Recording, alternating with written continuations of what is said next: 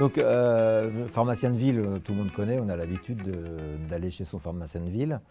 Et il y a une profession qui semble apparaître, c'est le pharmacien d'hôpital, qu'on ne connaissait pas avant, enfin qu'on ne voyait pas, et maintenant il a l'air un peu plus près du patient.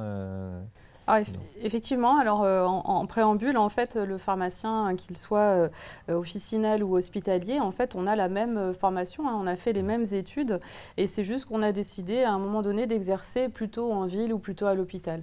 D'ailleurs, il y a d'autres pharmaciens qui ont décidé de travailler dans l'industrie pharmaceutique, par exemple. Mais en fait, on a le même métier qui converge, qui se rejoignent autour du médicament.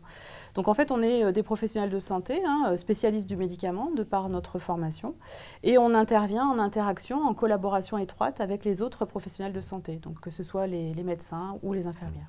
Et donc on a deux pharmaciens différents, un à l'hôpital, un en ville. Quels sont les outils, les spécificités de chacun? Parce que j'imagine que chacun a son rôle et que vous ne marchez pas sur les pieds. Le parcours du patient est un parcours multiple. Il a sa vie de tous les jours et il a peut-être des épisodes d'hospitalisation. Donc il est normal qu'il y ait des professionnels différents, comme il y a des médecins différents, il y a des pharmaciens différents, mais en fait, enfin différents, en tout cas pas les mêmes personnes qui vont intervenir autour du patient et que leur rôle, c'est aussi dans les deux cas d'accompagner et d'expliquer ce qu'est le médicament dans le traitement de chaque patient. Alors sur la partie à l'hôpital, il y a une activité qui se met en place de plus en plus dans les hôpitaux, c'est ce qu'on appelle la conciliation médicamenteuse. On en entend beaucoup parler de plus en plus. Alors ça consiste en plusieurs étapes. D'abord, à l'entrée à l'hôpital, le pharmacien va faire un état des lieux des médicaments que le patient prenait avant de rentrer à l'hôpital, que ce soit les médicaments sur ordonnance ou les médicaments que vous prenez en automédication par exemple, ou des plantes, etc. Et puis à la sortie, le pharmacien hospitalier va venir rencontrer le patient une nouvelle fois pour lui expliquer les changements de traitement qui sont survenus au cours de l'hospitalisation. C'est parfois pas très clair. Tel médicament a été arrêté, tel médicament a été ajouté, telle posologie a été changée. Donc il y a besoin de ce temps d'explication au patient juste avant la sortie pour que le patient comprenne bien. Et puis un temps après de transmission de ces informations sur ces changements aux professionnels de santé de ville qui tournent autour du patient, donc que ce soit le médecin traitant, le cardiologue, le pharmacien d'officine, pour lui transmettre les informations sur ces changements de traitement.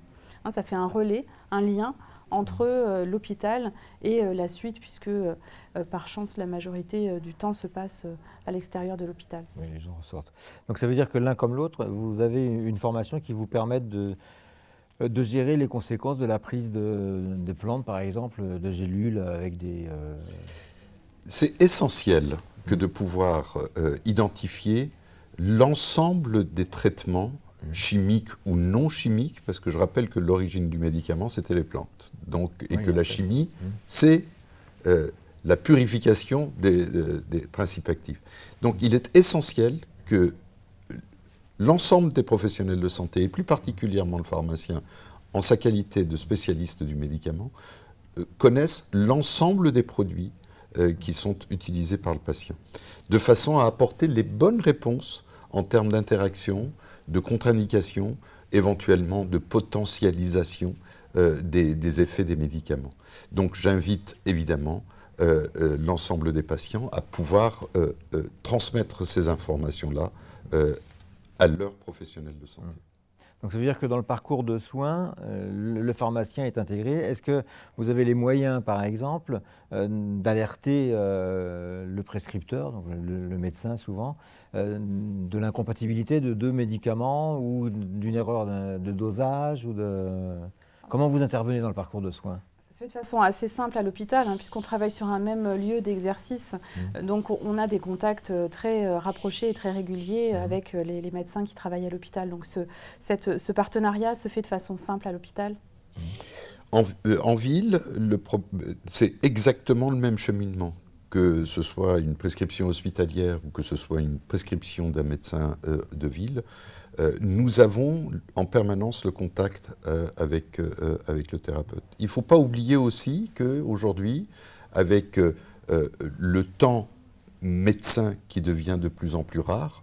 Le rôle des professionnels de santé est en train d'évoluer, notamment dans l'accompagnement du patient, dans l'explication des traitements, dans l'explication de la maladie et dans tous les outils qui feront que le patient sera de plus en plus maître et partenaire de sa propre santé. C'est ça l'objectif commun de tout ce qui est en train d'être mis en place. À l'hôpital, la conciliation médicamenteuse, entrée et sortie, et l'explication, l'entretien avec le pharmacien hospitalier pour avoir les explications sur les traitements en ville, les entretiens pharmaceutiques autour des anticoagulants, les bilans de médication partagés pour identifier avec le patient, mais aussi avec son professionnel médecin sur la nécessité de maintenir ou diminuer tel ou tel médicament dans son traitement. Donc ça veut dire que vous êtes en lien permanent entre la ville et l'hôpital, que vous dialoguez pour... parce que quand le patient sort de l'hôpital, il a une prescription, il retourne voir son médecin de ville qui peut modifier cette prescription. Donc comment le pharmacien s'y retrouve Est-ce que c'est bien fondé de modifier cette prescription, ou est-ce que à l'hôpital il n'avait pas toutes les informations? Enfin, c'est compliqué. J'imagine pour vous que pour s'y retrouver, ça ne doit pas être simple. Ouais, effectivement, il faut développer ce lien. Il existe déjà, mais il faut encore plus le développer. On échange déjà beaucoup avec nos collègues pharmaciens d'officine et les autres professionnels de ville par des messageries sécurisées. C'est-à-dire c'est que des professionnels de santé qui ont accès aux mails qu'on s'échange. Donc c'est des échanges sécurisés. Et on se transmet toutes les informations utiles. Exactement ce que vous expliquez. On transmet aux professionnels de ville les changements de traitement. Pourquoi ?